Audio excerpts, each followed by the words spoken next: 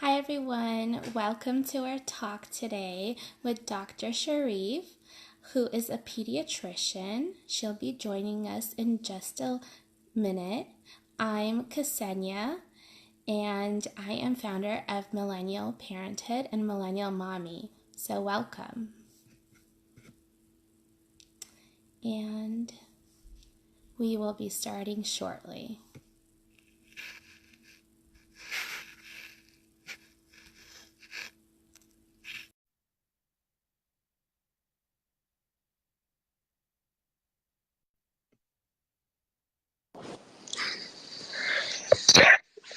Hi, Ksenia. Hi, Dr. Sharif. How are you today? Hi. Are you able to hear me? Yes. Okay. Sorry, I'm having a little bit of technical difficulty here. I'm just getting set. Okay. Welcome. We're so happy to I am so excited to be here with you and your awesome group, Millennial Parenthood. So, I missed the introduction that you did due to technical difficulties, but just a little bit about myself is I am Dr. Nazia Sharif. I am a pediatrician for about over a decade now. I'm originally a native from Chicago, where it's about negative 20 degrees right now. So I'm really happy to be here in the California sunshine. And I have two littles myself. Well, they're little, of course, relatively speaking. I have a 10-year-old and a 7-year-old, and I recently started a pediatrics practice, a holistic pediatrics practice, about over a year ago called Olive Leaf Pediatrics.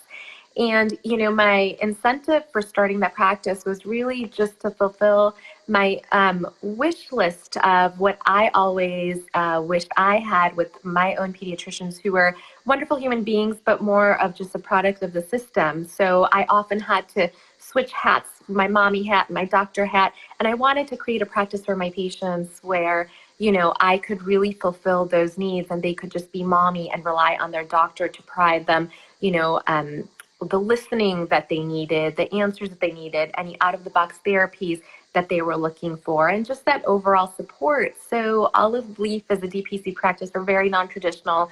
We primarily do house calls. So I bring the doctor's bag to my patients' homes, and we're in a completely natural environment. And, we just really do everything from A to Z within the comfort of their home. And it's very, very personalized as well, as you could imagine.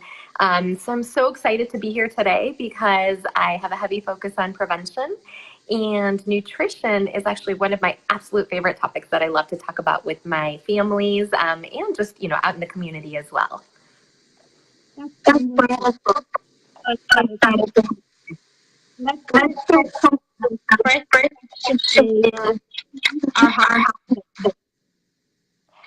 Okay, so I get this question a lot, and I absolutely love this question. So just backing up a little bit, when we're talking about the gut and gut health and the microbiome, those are all big words, and they have, various meanings in our community. But just kind of breaking it down from a medical perspective, we know that the microbiome is actually a collection of about hundreds of trillions of organisms, consisting of bacteria, viruses, protozoa that actually live in our body. They're synergistic with us.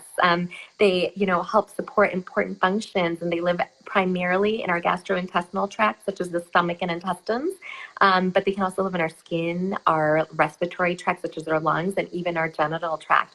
So it's important for us to support our good bugs, which is what I like to call it with my little patients, because they provide so much support for us. They act as, barriers to pathogens.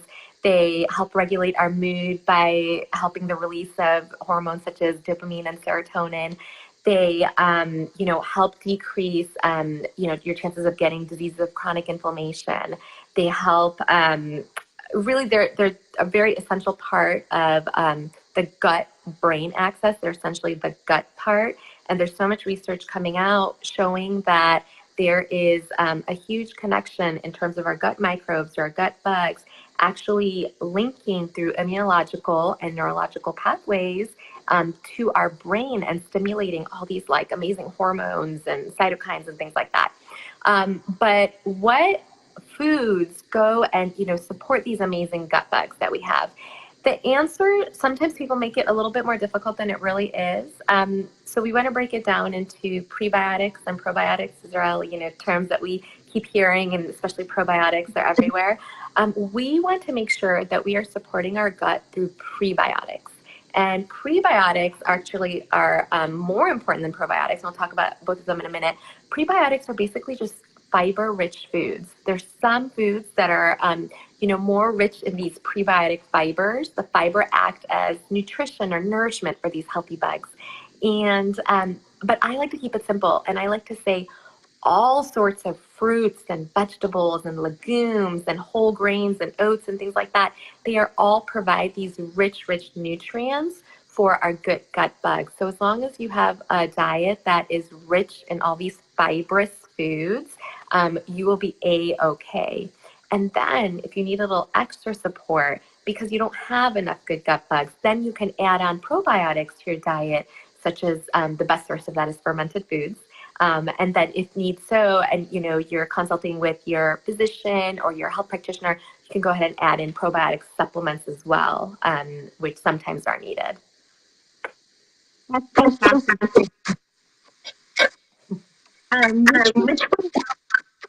Which one should be? Again, a wonderful question. So if we, know that our good gut bugs really like fiber and they like these like whole foods and fruits and vegetables, the things that they like less is the opposite of that, right? So highly processed foods, refined sugars are detrimental to our good gut bugs. And just, overall, if you want to just keep it simple, I would just say processed and refined foods in general, refined flours, refined grains, refined sugar, all your refined whites. And that's important because if our good gut bugs don't have enough fiber-rich foods, they tend to start like dying off and they tend to start sloughing off. And these refined foods can actually exacerbate that situation and give them poor substrates that they can try to feed on, but it's not nourishment for them. And that's when you start getting holes in your gut, essentially what, we now commonly know as a leaky gut. And that can worsen things, but processed, refined foods. Okay. That's mostly. Yeah. So very important from that. Best diet from your point of view. The best diet. So I know that we said we'll talk a little bit about fad diets, and I just want to touch on those and just kind of circle back to, what is the actual best diet, in my opinion, as a mom, a pediatrician, a health practitioner. So we have all these fad diets that are out there now.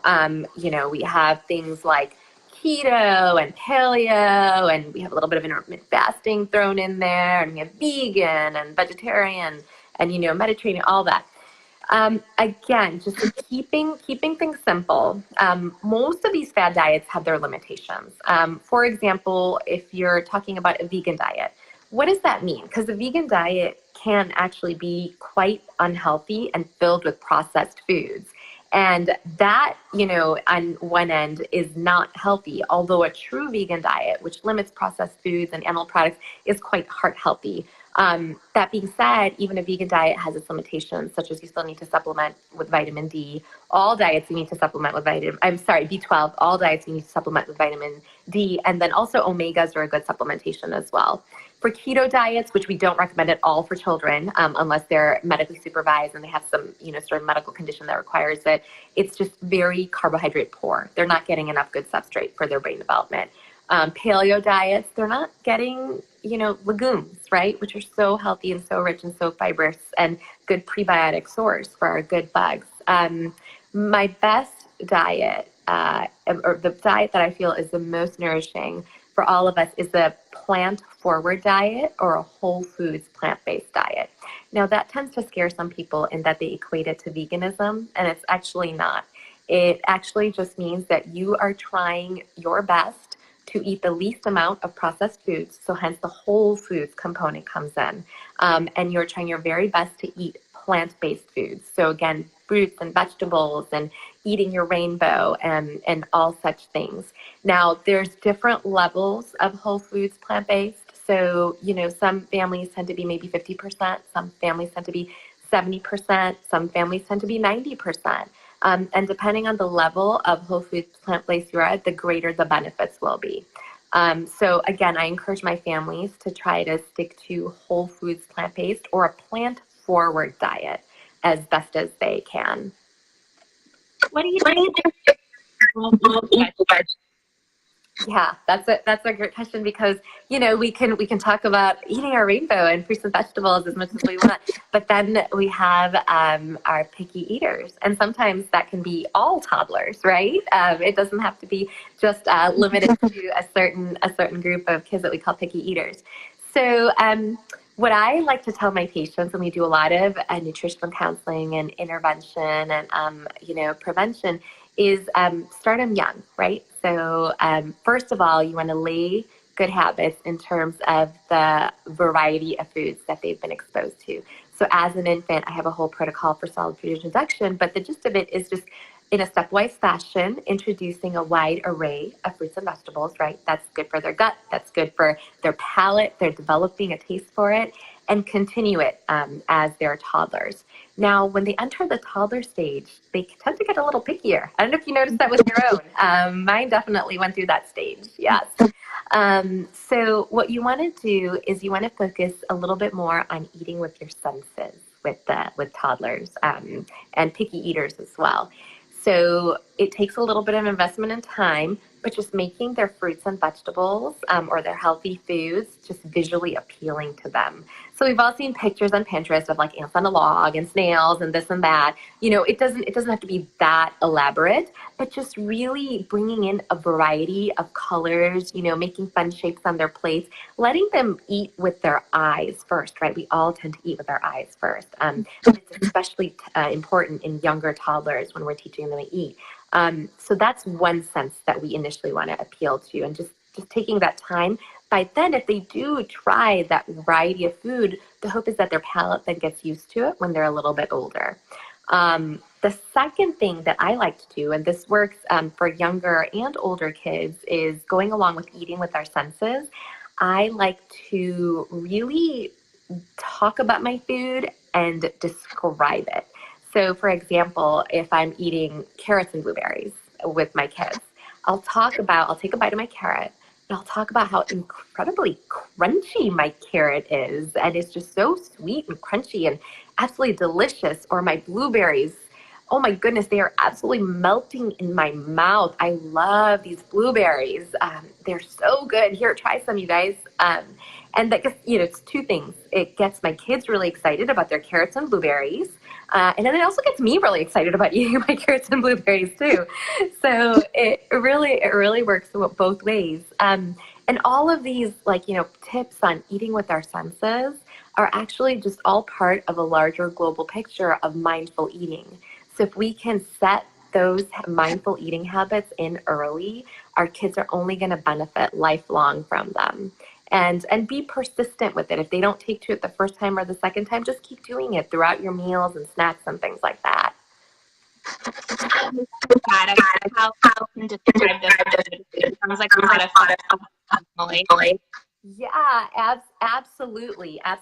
Now, in terms of, I know that that may work for the younger kids, but then you have some of these kids that are really strong-willed. Right? You have some kids that are just strong-willed, or they're older, and these little descriptions may not work for them.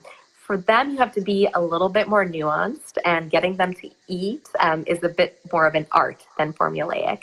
So for my older kids, I like to give them a little bit of control over what foods they're going to put in their body.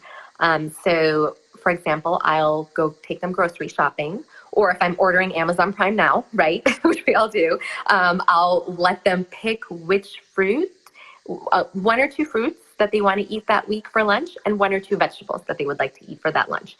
And every single day, I will just serve them that one fruit and that one vegetable, whatever it is, and at least they know that that was their decision. So because it was their decision, they're a little bit more invested in it, and they're more apt to eat it. Then once in a while, like maybe once a week or once every couple of weeks, I'll introduce a new food to them. And the rule with them is that you don't have to finish what's on your plate, but you do have to try it. Give it at least a good 1 or 2 bites. And if you do that enough, hopefully their palates will start changing. So again, it's a balance between mindful eating, eating with your senses, but then also giving them a little bit control, especially if they're very strong-willed or even a little bit older. Exactly. We have a lot of things. And you don't have to finish, you have to try. Absolutely. To share. Yeah, so I actually get asked this question a lot as well, and it kind of just goes along with the whole mindful and active eating experience, right? And just making mealtime a family venture. So so when you're starting off with really really picky eaters, although I don't advocate treats or super sweet foods in the long run, I think it is helpful sometimes and easy to start off with recipes that mimic treats. So, for example, muffins or cookies or frozen smoothies that can, maybe be a replacement for ice cream, and get kids invested in that way. So, like for, muffins or cookies, I typically have a base of either a whole grain flour, whole grain spelt flour, or an almond flour. We love baking, with almonds a lot in our family. And then for my sweetener, I typically stay away from all refined sugars, right? But I'll do something like a maple syrup or a date paste or honey sometimes, and sometimes even coconut sugar. And I'll be very generous in the beginning when I'm, initially getting my kids used to eating a healthy muffin or a healthy cookie. I'll be very generous with my sweetener to get them kind of used to it and hooked. And then I always add 1 or 2 veggies and fruits. And I let my children choose what they want in terms of veggies or fruits, and we'll puree it or grate it together. I'll have my son help me with the blender. He's been helping me since he was like 4 years old with that. And it gets them really, really involved, and they get to dump, so they get to dump the ingredients in. They get to, take the spoonful of whatever it may be. And my binder, I'll use either egg or flaxseed, whatever your dietary restrictions allow. And you can experiment with this. You can make them in the shape of muffins or cookies, but essentially those are like your key ingredients that are slightly healthier substitute than your processed cookies or cupcakes or muffins that you can buy at the store. And as your kids start getting used to it, you can play around with it, see what they like, see what they don't like. Decrease the sweetener a little bit by bit. So then by the end, they get used to a just very mildly sweetened, healthy veggie muffin. Same with smoothies. So, the funnest thing about smoothies is the blender, right? So they get to pick and dump frozen fruit or vegetables or whatever it may be and add some sweetener, add some dates, whatever it may be, press the button. And if you want an ice cream treat, then freeze it. And, have it as like a little slushie or ice cream or a popsicle later on. In the day. So those are some easier recipes, or bases for recipes that you can try if you have extremely picky eaters, and just have them develop that palate for the less refined foods. That sounds great recipe. Sharing. Absolutely. Thank you for great. Thank you so much for having me. And feel free, if you guys have any further questions, just go ahead and send me a message or post it in comments, and I'll try to get back to you as fast as I can. Thank you. Thanks. Bye.